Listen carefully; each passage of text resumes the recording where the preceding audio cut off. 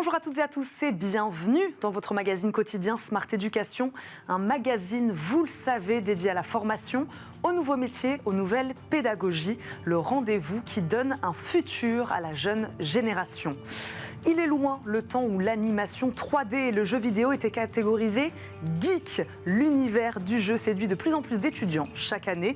Ça tombe bien, les studios d'animation français sont en quête de jeunes diplômés créatifs. Le secteur se développe de plus en plus, gagne en notoriété et crée donc des opportunités et des vocations. Si entendre Pixar ou DreamWorks vous donne des frissons, aucun doute, ces cursus de formation sont faits pour vous. On en parle aujourd'hui avec Céline Ferrand, directrice de LISA, animation et game, animation et jeux vidéo, les deux marches. Bonjour. Bonjour. Bienvenue dans Smart Education, Céline Ferrand. Merci beaucoup de nous accompagner aujourd'hui. Ma première question est assez simple. Racontez-nous un peu votre histoire avec l'animation. Comment vous vous êtes retrouvée là ? Alors en fait, je me suis retrouvée à la direction de LISA Animation après un très long parcours dans cet univers. J'ai eu la chance, ça ne va pas me rajeunir, de commencer il y a des années dans le plus grand studio d'animation 3D, effets spéciaux, qui s'appelle Buff Company, BUF. Son fondateur et PDG, Pierre Buffin, est un génie de la création des images de synthèse. À l'époque, on disait ça comme ça, ça a un petit peu changé. Et donc, je me suis retrouvée dans cette start-up. On était 4-5 avec des geeks, pour le coup, qui développaient des logiciels pour créer des images de synthèse, surtout pour la pub, et des petits génériques, des guignols de l'info, des petits jingles pub. Et puis, c'est devenu de plus en plus gros. Et très rapidement, je me suis retrouvée directrice de production dans ce studio incroyable de créatifs et de techniciens. Parce qu'en fait, c'est vraiment le mariage de ces deux disciplines qui fait que, voilà. La création, la technique, vous en parlez, un secteur qui a beaucoup évolué entre le moment où vous y êtes entré et aujourd'hui. Voilà, comment vous expliquez aujourd'hui la dynamique du secteur de l'animation et du jeu vidéo ? Alors, ce sont deux secteurs en France, différents notamment. Et complémentaires. C'est-à-dire que nous, typiquement, LISA Animation et jeux vidéo, on enseigne deux blocs de compétences, j'allais dire. En animation, on a des étudiants qui apprennent la 2D, la 3D, et en jeux vidéo, il y a aussi des matières communes à l'animation, mais ça va être plus du tech-art, du tech design. Ils vont créer des jeux vidéo, pour le coup. Comment je l'explique ? Tout simplement parce que on le voit de plus en plus, toute la jeune génération, l'entertainment se fait de plus en plus sur le game. Il y a également énormément de demandes de toute la partie effets spéciaux. Je viens, comme je vous le disais, de ce studio Buff qui a maintenant des contrats mondiaux depuis plusieurs années avec les États-Unis. Donc toutes les séries Netflix, Apple TV, Prime, etc. En fait, le carnet de commandes est rempli jusqu'à 2024-2025. Et ce qui est fou, c'est que en réalité, les studios recherchent énormément de jeunes diplômés, comme vous le disiez en introduction, pour pouvoir délivrer les productions qui sont demandées sur les studios. Alors, beaucoup américains, mais pas seulement. Voilà, vous parlez des gros studios américains. En France aussi, on a quelques pépites. Comment vous l'expliquez ça, que la France, elle a su s'imposer ces dernières années comme un acteur international de taille de l'animation 3D ? Alors, tout simplement parce qu'on a des très bonnes formations. Je ne parle pas que de la mienne. Nous, il y a d'autres studios, par exemple, qui font travailler des gens qui ont fait les arts déco ou qui ont été dans des grands studios. Nous, bien sûr, on a des vrais talents. Et la chance qu'on a dans nos écoles, en tout cas les animations et games, je suis très, très vigilante sur ça, c'est que nos enseignants sont également dans les studios. C'est-à-dire que... Ce sont des professionnels du secteur. Absolument. Donc, ils ont la notion de toute la chaîne de production, la pré-production jusqu'au pipe de prod et jusqu'à la livraison finale. Ils sont au courant des nouveaux softs qui vont sortir sur le marché. Ils savent même en amont à quel niveau, nous, on va devoir un petit peu se upgrader sur certains logiciels. Et voilà. Donc, en fait, moi, ce que je trouve très fort, c'est d'avoir cet enseignement des professionnels dans nos écoles. On va en reparler, évidemment, de cette méthode. Je parlais des geeks, vous en avez aussi parlé. Est-ce que le profil des étudiants, là aussi, a changé ces dernières années ? Voilà. Est-ce que le secteur n'attire plus uniquement les geeks, comme on dit ? Oui, c'est un peu fini ça. Alors évidemment, ils le sont un petit peu parce que si vous n'avez pas d'appétence pour l'informatique et si vous faites une spécialisation en programming, forcément, il faut quand même quelques skills et quelques intérêts là-dedans. En réalité, nous, la plupart de nos étudiants, alors ce sont des jeunes bacheliers qui viennent toquer à notre porte, qui ont une appétence, une passion en général, soit pour le jeu vidéo, soit pour l'animation, et qui sont plus des artistes et en plus des techniciens. Vraiment, je reviens vraiment sur ce sujet-là, c'est-à-dire qu'en fait... Dans une seule et même personne, on peut avoir ces deux personnalités, ces deux compétences. Absolument, absolument. Cette double casquette, elle est même indispensable, en fait. Pour avoir des bons animateurs, il faut savoir dessiner. Et d'ailleurs, certains jeunes recrues en première année de bachelor arrivent en disant, au moment où ils passent l'entretien auprès des chargés d'admission, en disant « mais moi, je ne suis pas sûre de très bien dessiner ». Et ben, on leur apprend à dessiner. On a des cours de morphologie. Il y a des modèles nus, comme aux Beaux-Arts, qui viennent poser avec nos profs de dessin et de morphologie. Et donc, on va savoir comment dessiner une main, un corps.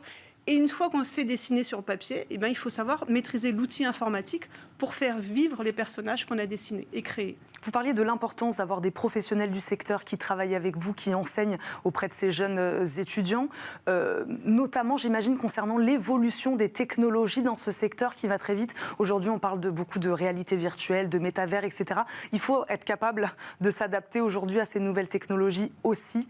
Oui, bien sûr, on est très à l'écoute. Alors après, il y a parfois des choses qui ne s'adaptent pas forcément à ce que nous, on enseigne. Mais typiquement, on a de la motion capture, on regarde évidemment ce qui se fait au niveau de l'intelligence artificielle. Oui, bien sûr, ça évolue très vite et on est à la page sur l'enseignement des nouveaux logiciels. Alors, pour qu'on comprenne bien, quel cursus de formation vous proposez aujourd'hui, puisque vous faisiez tout de même la distinction entre animation et jeux vidéo. Voilà, quelle formation aujourd'hui vous proposez, quel panel de formation? Alors, en animation, on a un peu un choix 2D, 3D. Donc 2D, clairement, c'est le dessin. La 3D, vous l'entendez, c'est la troisième dimension qui permet d'avoir des personnages en relief. On a des bachelors en 2D, en 3D. On a même un bachelor mix 2D, 3D. Ça permet aux étudiants de première année, qui parfois se posent des questions, déjà de faire leur choix. On a même une prépa dite entertainment, qui permet encore en amont, avant une première année de bachelor, d'avoir des étudiants qui disent moi finalement je suis gamer mais j'aime beaucoup le cinéma d'animation, donc on leur donne une vraie formation en amont en disant voilà, tu vas avoir des disciplines dans les deux domaines et en première année tu feras ton choix de game ou d'anime. D'où viennent ces étudiants? Est-ce qu'ils intègrent cette école post-bac? Est-ce qu'ils ont fait d'autres études au préalable? Alors c'est post-bac, il faut avoir son bac pour pouvoir venir à l'entretien d'admission. Ils ont des parcours assez différents. Il y en a qui ont des bacs scientifiques, d'autres qui ont été dans des bacs avec des options plus artistiques. Et moi, je trouve que c'est vraiment ça qui fait la richesse, parce qu'ils ont ce point commun de passion de ces disciplines-là. Certains peuvent avoir fait autre chose aussi, ou est-ce que vous en avez des profils d'étudiants qui ont un cursus préalable un peu différent et qui se sont tournés vers l'animation, vers le jeu vidéo? On a quelques reconversions. La moyenne de nos étudiants, c'est 18-25 ans. Les post-bac, on a jusqu'à des Master 2. Donc voilà. On a quelques étudiants qui sont en reconversion et qui ont jusqu'à une trentaine d'années. Mais globalement, c'est plutôt du post-bac. Comment s'organise la formation? Est-ce qu'il y a des stages en entreprise? Est-ce qu'il y a de l'alternance aussi qui est envisagée? Alors, il n'y en a pas actuellement de l'alternance chez nous. C'est ce qu'on appelle de la formation initiale 100%. Il y a évidemment un stage en entreprise qui est obligatoire pour valider votre bachelor en troisième année. Ça, c'est normal. On est adossé à un diplôme RNCP avec France Compétences qui nous délivre cette reconnaissance. Donc, évidemment, il faut suivre tout ce process.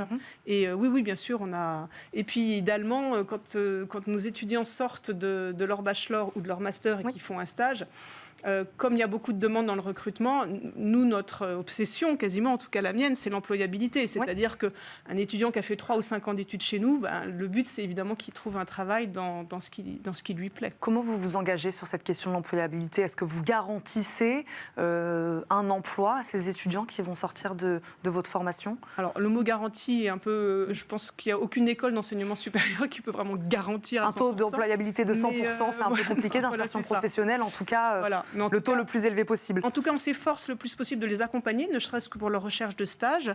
Et puis là, en ce moment, je suis en train de recruter un ou une chargée de relations entreprises.